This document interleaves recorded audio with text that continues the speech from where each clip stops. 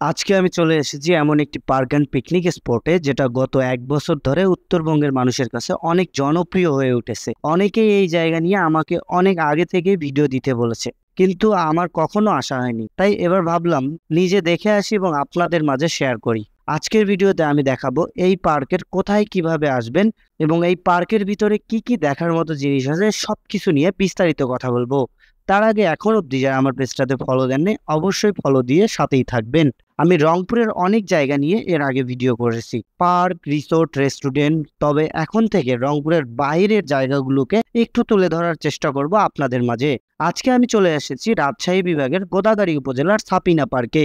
এই পার্কে কিছু নতুনত্ব আছে, যেটা বর্তমান সময়ে অন্যান্য পার্কগুলোর থেকে একটু ব্যতিক্রম। এই পার্কের ভিতর প্রবেশ করার পরে আপনি দেখতে পারবেন নতুনত্ব কিছু। এই পার্কে আছে কৃত্রিম ডাইনোসর, ডাইনোসরের বাচ্চা, সবুজে ঘেরা সাজানো পরিবেশ, ছোট ছোট কটেজ, একদমই নতুনভাবে তৈরি করা একটি ওয়াটার পার্ক। আর এটা আমার কাছে মনে হয় উত্তরবঙ্গের এটাই প্রথম বড়সড় ওয়াটার পার্ক, যেখানে অনেক রকম ওয়াটার রাইড আর সুইমিং এর সুবিধা আছে, যেটা অন্য কোথাও এখনো ওইভাবে দেখা পাওয়া যায় নাই। এই পার্কের প্রবেশ গেটটা এত সুন্দরভাবে সাজানো, প্রকৃতির সবুজ আর নানা ধরনের লতাপাতা দিয়ে সাজানো, যা কিনা আপনি চোখে না দেখলে বুঝতে পারবেন না।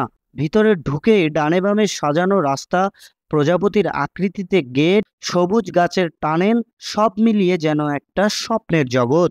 আর একটু সামনে গেলেই দেখতে পাবেন বিশাল এক ডাইনোসর, একেবারেই সিনেমার মতো। যদিও ডাইনোসর বাস্তবে নেই, তবে এমন ভাবে বানানো হয়েছে যা কিনা ছোট বড় সবারই ভালো লাগবে।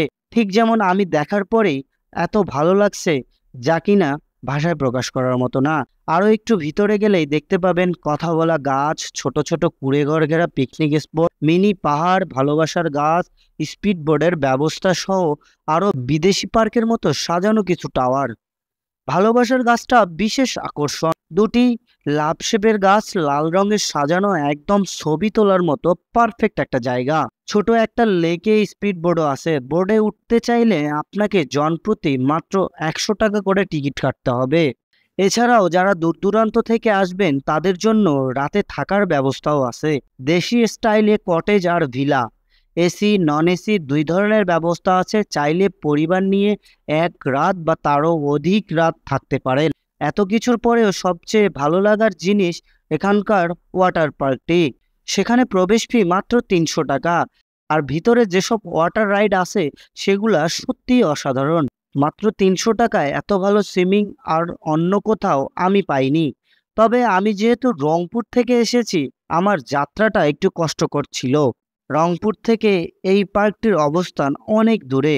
রাজশাহী শহর থেকে গোদাগাড়ি, তারপরে সিএনজি বা অটো করে গ্রামের ভিতরে ঢুকে সাপিনা পার্কে যেতে হয়, যেটা একটু সময় সাপেক্ষে। যারা নিজস্ব পরিবহন নিয়ে আসবেন তাদের জন্য হয়তোবা এই জার্নিটা খুবই ভালো হবে। নিজস্ব পরিবহন না থাকলে ধৈর্য নিয়ে এই যাত্রা করতে হবে আপনাদেরকে। এখানে আসতে হলে আপনাকে বাংলাদেশের যে কোনো জায়গা থেকে প্রথমত রাজশাহী শহরে আসতে হবে। সেখান থেকে রেলগেটের পাশ থেকে গোদাগাড়িগামী বাস পাবে, যার ভাড়া মাত্র 60 টাকা।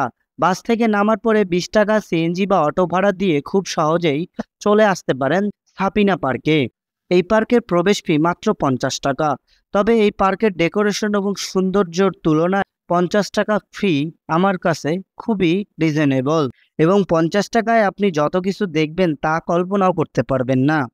এই পার্কটা সত্যি অসাধারণ, সবুজে ঘেরা নান্দনিক দৃষ্টিনন্দন। বর্তমান সময়ে মানুষ এমন ধরনের পার্ক খুঁজে যেখানে নিরিবিলি পরিবেশ, বন্ধু বান্ধব, আত্মীয় স্বজন নিয়ে ঘুরে আসতে পারবে। এছাড়াও ওই যে বললাম, কটেজের ব্যবস্থা আছে, চাইলে আপনি দূর দূরান্ত থেকে এসে এখানে থাকতে পারেন। তবে যতই কষ্ট হোক না কেন, আমার জার্নিটায় এই পার্কের ভিতর প্রবেশ করার পরে ততটাও খারাপ লাগেনি, খুবই একটা ভালো সময় পার করি। তো যাই হোক, এই ঈদে যারা ভাবছেন এই পার্কে আসবেন, সবকিছু বিস্তারিত ভিডিওতে বলা হয়েছে, কিভাবে আসবেন, কোথায় থেকে আসবেন, এবং সেই সাথে ভিডিওটি কেমন লাগলো সেটা অবশ্যই কমেন্ট করে জানাবেন। আর এখন অবধি যারা আমার পেজটাতে ফলো দেননি, অবশ্যই ফলো দিবেন, ফলো দিয়ে সাথেই থাকবেন, যাতে করে আগামী ভিডিওটি খুব সহজেই দেখতে পারেন। আবার দেখা হবে নতুন কোনো সুন্দর জায়গায়। ততক্ষণ পর্যন্ত ভালো থাকবেন, সুস্থ থাকবেন, বাংলাদেশকে ভালোবাসবেন।